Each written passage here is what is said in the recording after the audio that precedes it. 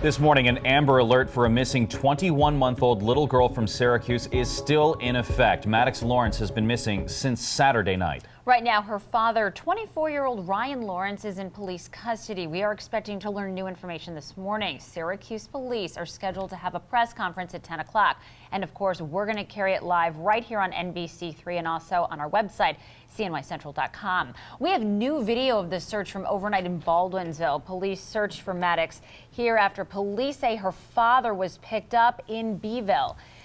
Now let's take a look at what it looked like last night. Air One was in the air helping police search off of Downer Street in Beeville. Recently, there has been some demolition happening back there. Now take a close look at your screen right now. This is little Maddox. She has blonde hair and brown eyes. She was last seen wearing a white shirt with brown puppies and a pink collar. She also had on pink pants, a blue coat, and a gray knit hat with little pom-poms on it. We start our team coverage this morning with Alex Ruscilla, who's in Baldwinsville with the latest on the search. Alex, what does it look like there now? Well, this search has been ongoing throughout the morning into last night throughout this Baldwinsville area. We're in front of two dumpsters here on Route 31 on East Genesee Street, just behind the subway, and police officers were looking through these dumpsters in their most recent effort to find any tips that could lead them to little Maddox. From the air and from the ground, the search is on to find little Maddox Lawrence. First responders are looking through thick, dense woods just outside Baldwinsville for Maddox, or at least a clue they could use to help find her. Yeah, I hope they find a girl. Obviously, it's nothing. It's like it definitely shouldn't happen to like a baby or nothing. You know what I mean? Many people are naturally worried for her. With freezing temperatures outside, some people are actually hoping Maddox's father, Ryan Lawrence, has help. I really am, because then you know that she's warm and she's at least being taken care of somehow. Because obviously he got caught now, so he's not caring for her. So hopefully someone is caring for her. Ryan Lawrence is in custody, but the Amber Alert still continues. Many in Baldwinsville hope he'll provide the right information to the authorities, leading them to wherever Maddox is. It'd be real sad to think about her just like, you know, locked in a way in a like shed out in the middle of nowhere or something, you know, and he's not telling people where she is, but knowing that it's his daughter, you would think that he would not do that.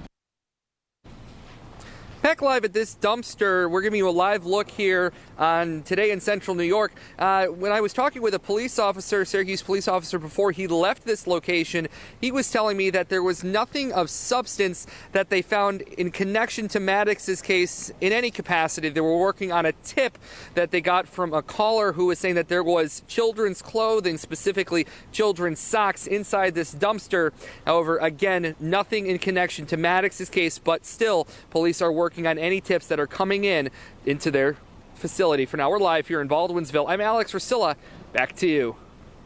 All right, Alex, thanks so much. And of course, if people have information, they should call police. We are continuing our team coverage right now with Brandon Roth. He is live outside the Thrifty Shopper in Baldwinsville with the latest on the father who was taken into custody yesterday. Brandon. Good morning, Lisa. Ryan Lawrence was first spotted here inside this Thrifty Shopper in the Tops Plaza in Baldwinsville yesterday afternoon by a quick-thinking former employee of the store who recognized Lawrence from the Amber Alert despite the fact that he was wearing a disguise. A store employee tells us that Lawrence came into the Thrifty Shopper yesterday looking to buy a comforter. That's when the former employee of the store came in and recognized Lawrence despite the fact that he was wearing a black wig, sunglasses, and had a bandana over his mouth. She says that he seemed to be acting a bit strange and seemed to be a bit off. She told me she followed him down towards Rite Aid on Downer Street, and the police came and they said that they apprehended him and they weren't sure. I guess they did ask for his ID. This is what an officer told us, and it was him. He seemed a little off, but I just took it as, like I said, I thought he was homeless because he smelled like firewood, like he was in front of a campfire or something. And you hear there a very interesting possible clue for investigators as they continue the search for Lawrence's missing one-year-old daughter Maddox this morning, as he smelled like smoke as if he had been sitting near a campfire. Now, Lawrence was picked up a short distance here on Downer Street by police without incident. And we're expected to get more information on that and also on the continued search this morning for Maddox at a press conference scheduled for later this morning. We're live in Baldwinsville this morning. Brandon Roth for Today in Central New York. Guys, let's take it back to you. All right, Brandon, thanks so much. And like Brandon just said, we want to stress that we are expected to learn new details later on this morning. Syracuse police are going to be talking to the media. That is happening at 10 o'clock this morning. We know a lot of people have a lot of interest in what's going on here. So we're going to carry it live on NBC3, and we're also going to stream the press conference live on our website, cnycentral.com. And again, that is happening at 10 o'clock this morning. That Amber Alert is still in effect right now, so please take a really good look at your screen. If you have seen this little child or if you have any information about her or her father, please call Syracuse Police or call 911 with any information. New overnight, police are investigating what caused a tractor trailer to overturn in the town of Van Buren. The truck was carrying batteries from Wegmans when it rolled over and hit a telephone pole. Right now, no power issues are being reported and no tickets have been issued.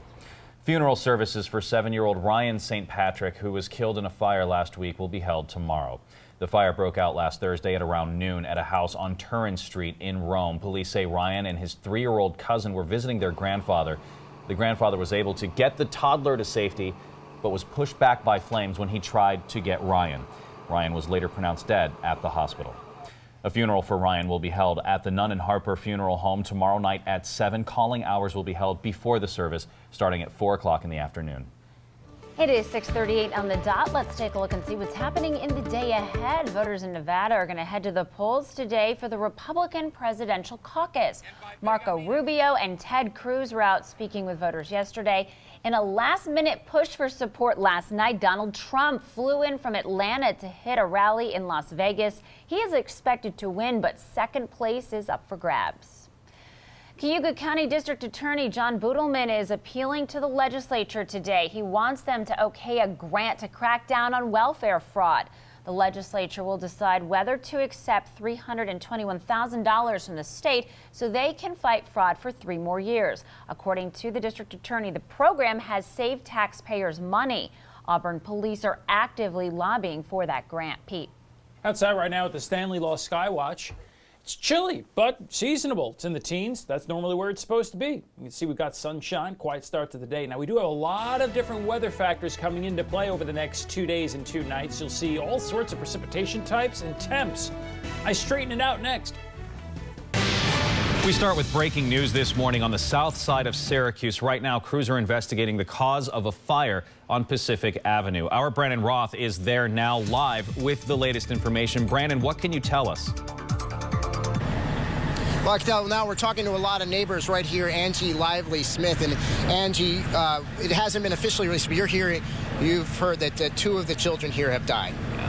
Yes. What can you tell us? And firefighters have not confirmed anything, but again, neighbors here saying that 2 of the 5 children at this house fire that broke out early this morning at 419 Pacific Avenue have died. The cause of the fire right now, investigators are still on the scene, is still under investigation. Guys, Jeremy, let's take it back to you. All right, Brandon, thank you. And again, that is not confirmed by officials, but we are hearing from neighbors that 2 kids may have died in that fire on Pacific Avenue on Syracuse's south side. If that turns out to be confirmed, that would just be devastating news and an already tragic story. We're going to get you more information as soon as it comes in. Make sure you stay with us on air and online as we gather that new information. We'll also push it out and we'll put it on our website. At the time, we have alerts in progress. Lake effect snow warnings continue through this evening for much of central New York. It's up north through tomorrow afternoon.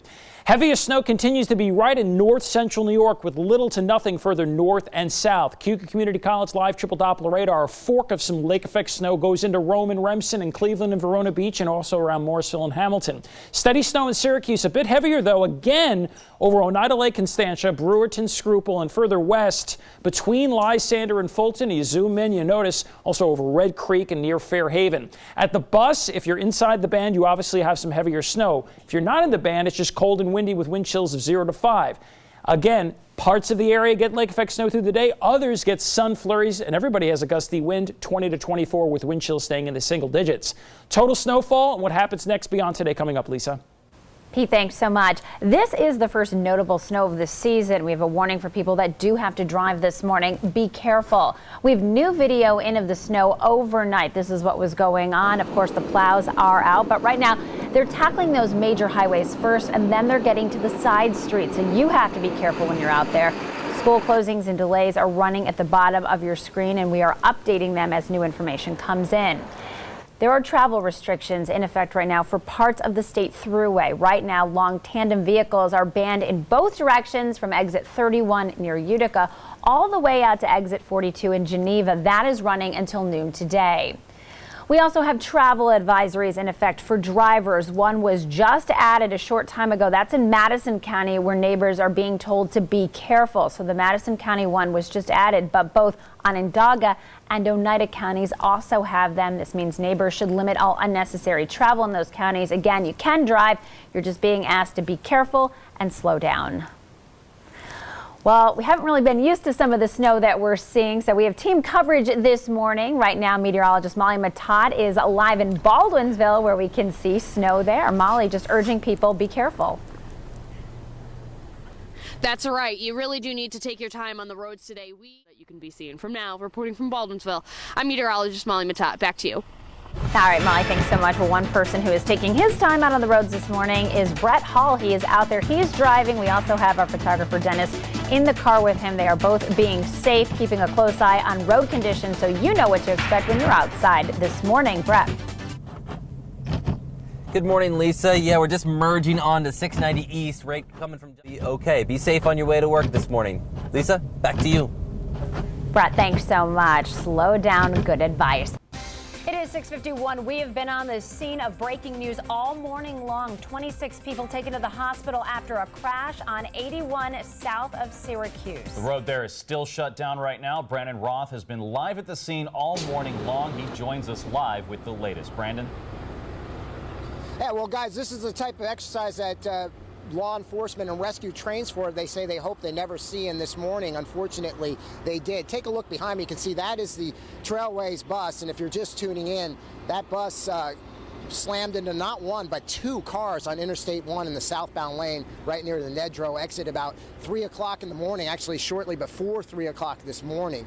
Now, the force of the crash, there was 52 people on that bus. More than half of them, 26, were injured, sent to local hospitals. The most seriously injured, we're told by the Sheriff's Department, was the driver of that bus, who it took 2 hours to extricate from the bus. And at one point, they thought they may have to amputate his legs, but thankfully they were able to save his legs and finally get him out of the bus, and he is now in the hospital as well. No word on the exact conditions of those injured, but again, they were injured severely enough to be hospitalized. They remain hospitalized at this point. And again, the cause of that accident was the car that was pulled over on Interstate 81. The bus driver of the Trailways did not see the car, slammed into it, and then slammed into a tractor trailer that had stopped to assist the driver of the car that was broken down. This all happened at 2:45 in the morning in the southbound lane of Interstate 81, right near the Nedrow exit.